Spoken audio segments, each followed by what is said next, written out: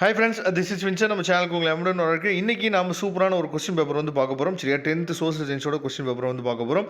இதிலிருந்து கண்டிப்பாக நமக்கு கொஸ்டின்ஸ் வந்து வரதுக்கு வாய்ப்பு இருக்குது. நீங்கள் நல்லபடியாக ப்ரிப்பேர் பண்ணிட்டு இருப்பீங்க. இந்த நேரத்தில் இந்த வீடியோ கண்டிப்பாக உங்களுக்கு ரொம்ப ரொம்ப ஹெல்ப்ஃபுல்லாக இருக்கும். அதாவது நீங்கள் ரிவைஸ் பண்ணுறதுக்கும் சரி, இதே கொஸ்டின் பேப்பர் கூட நமக்கு வந்து அதிகமான கொஸ்டின்ஸ் வந்து கேட்குறதுக்கு வாய்ப்புகள் அதிகமாக இருக்குது. அதனால இந்த கொஸ்டினை நீங்கள் என்ன பண்ணுங்கன்னு பார்த்தா கடைசி வரைக்கும் ஸ்கிப் பண்ணாமல் பாருங்கள். உங்களுக்கு ரொம்ப ரொம்ப யூஸ்ஃபுல்லாக இருக்கும். முக்கியமாக நீங்கள் ரிவைஸ் பண்ணுறதுக்கு ரொம்ப ரொம்ப இந்த கொஸ்டின் பேப்பர் வந்து யூஸியாக இருக்கும். சரியா, அதனால் ஃபஸ்ட்டு நீங்கள் சோசியல் சயின்ஸில் சென்டம் வந்து ஸ்கோர் பண்ணணும். 90+ மார்க் எடுக்கணும் அப்படின்னா நீங்கள் ஃபர்ஸ்ட் ஆஃப் ஆல் ஒன் வேர்டில் நல்ல மார்க் வந்து ஸ்கோர் பண்ணணும். சரியா, அப்போ நான் ஒன் வேர்ட்ஸ்க்குரிய ஆன்சர்ஸ் வந்து, அதாவது இப்போ நீங்கள் பார்த்துட்டு இருக்க ஒன் வேர்ட்ஸ்க்குரிய ஆன்சர்ஸ் வந்து உங்களுக்கு தெரியுதா இல்லையா அப்படிங்கிறத ஒன்ஸ் நீங்கள் செக் பண்ணிங்க.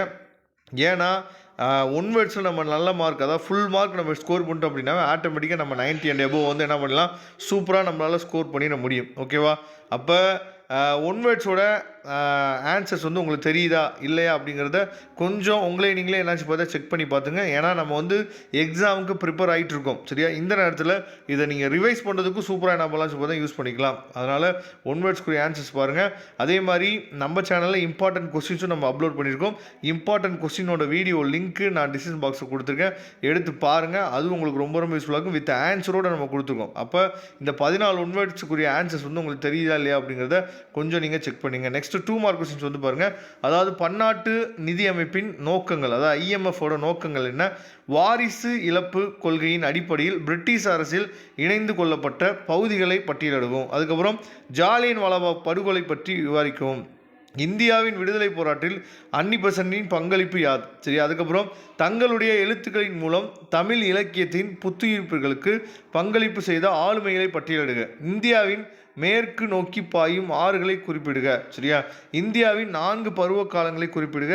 வேளாண்மை வரையறுக்கவும். இந்தியாவின் முக்கிய எண்ணெய் உற்பத்தி பகுதிகளை குறிப்பிடுக. சரி, இதை தெளிவாக பார்த்துங்க.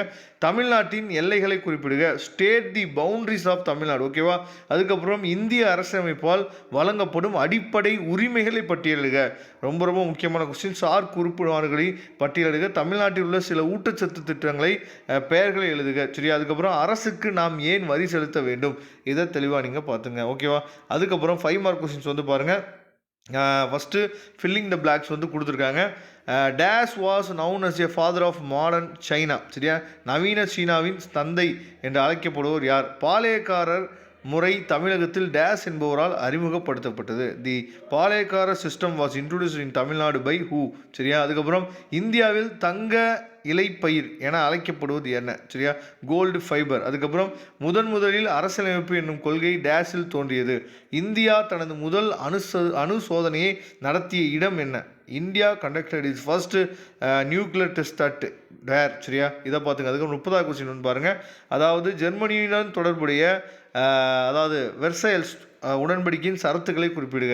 19ஆம் நூற்றாண்டின் சீர்திருத்த இயக்கங்கள் நடைபெறுவதற்கு இட்டு சென்ற சூழ்நிலையை விவாதிக்கவும். வேறுபடுத்துக. புதுப்பிக்க இயலும் புதுப்பிக்க இயலாத வளங்கள் என்ன?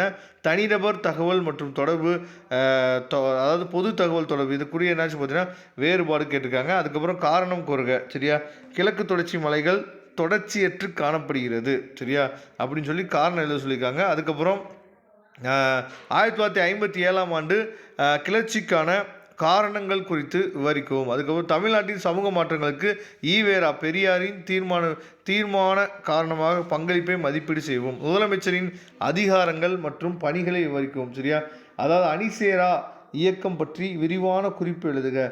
இந்திய காடுகள் பற்றி விவரிக்கவும். இந்திய தொழிலாளர்கள் எதிர்கொள்ளும் முக்கிய சவால்கள் பற்றி எழுதுக. பசுமை புரட்சி ஏன் தோன்றியது என்பதை பற்றி எழுதுக. சரியா, வெற்றிகரமாக தொழில்துறை தொகுப்புகளின் சரியா முக்கிய பண்புகள் யாவைன்னு சொல்லி கொடுத்துருக்காங்க, இதை பார்த்துங்க.